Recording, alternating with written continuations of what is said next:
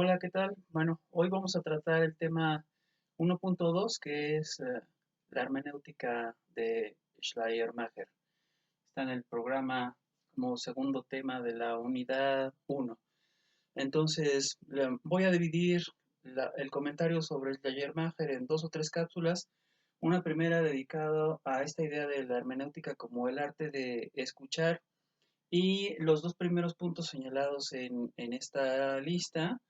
El primero, conocido como subtilitas explicandi, la sutileza de la explicación o el espíritu de la explicación; la subtilitas intelligendi, o la sutileza o el espíritu de la intelección. Y voy a dejar para una segunda cápsula el tema de la subtilitas interpretandi, que es como lo que cierra la unidad de estos tres puntos, pero como es un poco más extenso el tema de las subtilitas intelligendi, la voy a dejar para una segunda cápsula.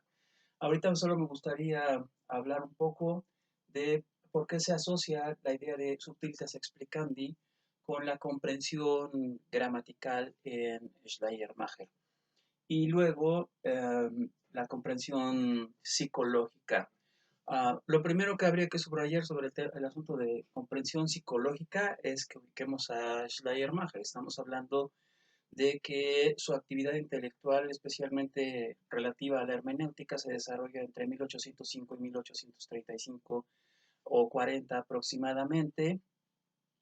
Es un filósofo que vivió entre los dos siglos, entre el siglo XVIII y el siglo XIX, pero la primera parte de su vida se dedica básicamente a la doctrina de la teología, y luego viene este desarrollo del método hermenéutico para la justa comprensión. Todavía seguimos en la hermenéutica clásica, así que hay una exigencia de corrección y de verdad a la hora de interpretar los textos, y para eso es que desarrolla el método hermenéutico Schleiermacher.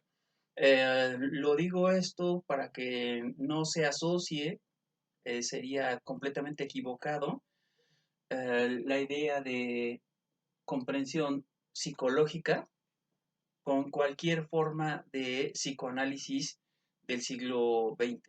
O sea, no está para nada el modelo científico interpretativo de Sigmund Freud, ni tampoco el lacaniano del análisis del discurso del lenguaje que las personas expresan, ¿no?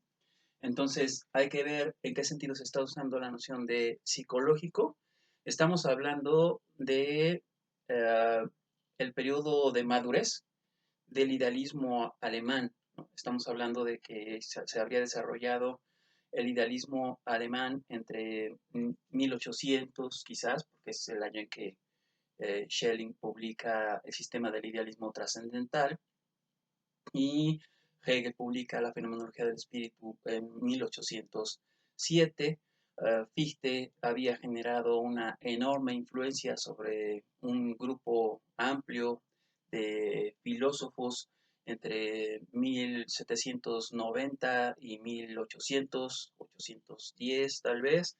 Todavía es más o menos influyente, aunque empezó a ser perseguido, perdón, por la autoridad católica, eh, pero mientras pudo influir sobre el pensamiento de los jóvenes, sobre todo alemanes, pues la idea de la doctrina de la ciencia de Fichte fue fundamental para el desarrollo del idealismo alemán en todas sus vertientes, digamos, las estrictas y las más laxas o relajadas, o más bien abiertas, porque pensaría que es un sistema cerrado. El de el Schelling joven de 1800 tenía 25 años cuando publicó el sistema del idealismo trascendental.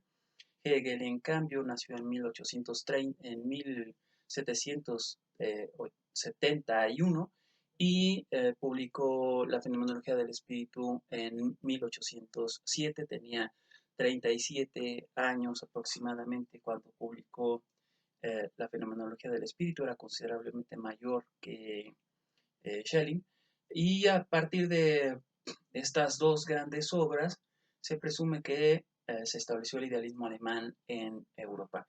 Entonces, ese marco es importante porque también Schleiermacher está en el mismo marco de desarrollo del idealismo alemán, aunque en otra vertiente, porque él es teólogo más que un filósofo. Sus intereses son dogmáticos, en el sentido de la dogmática religiosa, no de que sea un autoritario.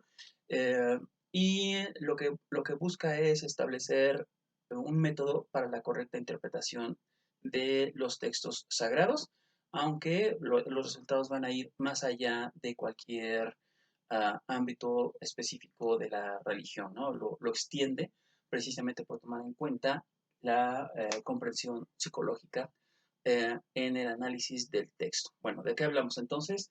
La comprensión gramatical o subtilis explicandi se refiere a que el lector, tanto como el autor, deben saber leer y escribir todos los signos gráficos, ¿no? No es nada más cuestión de reconocer palabras, también es cuestión de saber, por ejemplo, qué importancia tiene en términos de significado, es decir, cómo afecta al sentido, el que una frase tenga una coma o que tenga un punto y coma o que tenga un punto y seguido, porque todas esas pequeñas pausas están implicando determinados cierres en las oraciones previas, ¿no? Una coma implica quizás una interjección, una variación mínima en el sentido, pero un punto y aparte, pues es un cambio radical, por lo menos de aproximación a una misma idea.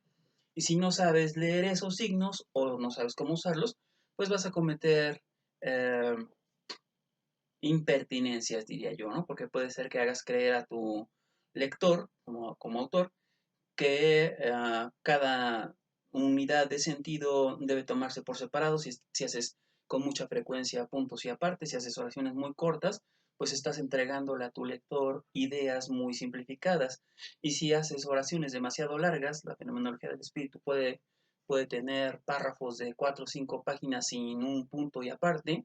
Y eso significa que para Hegel es una idea compleja y completa todo lo que ahí se lee y hay que leerla en su unidad, hay que tener buena memoria, hay que saber seguir el hilo argumental, etcétera, para llegar al final y asociar al final cuando llegues a un punto y aparte, para entender desde dónde viene esa idea y cómo culmina en ese punto, para que se entienda pues que es muy importante saber leer y escribir. Por supuesto, también se tiene que conocer el uso de las palabras en el periodo que se está estudiando. No se puede decir que una palabra signifique lo mismo en el siglo XVII que en el siglo XVIII o que en el siglo XIX, sobre todo en el terreno de la filosofía. Las variaciones y los matices se pueden volver tan importantes como para que se estén diciendo cosas muy diferentes aunque se esté usando el mismo lenguaje. Y en ese sentido hay que estar muy bien ubicado espaciotemporalmente en el contexto, en el marco histórico del texto y el uso de las palabras. Entonces la palabra, la gramática, la sintaxis, la ortografía, el estilo, todo eso se vuelve fundamental para entender lo que quiere decir una obra.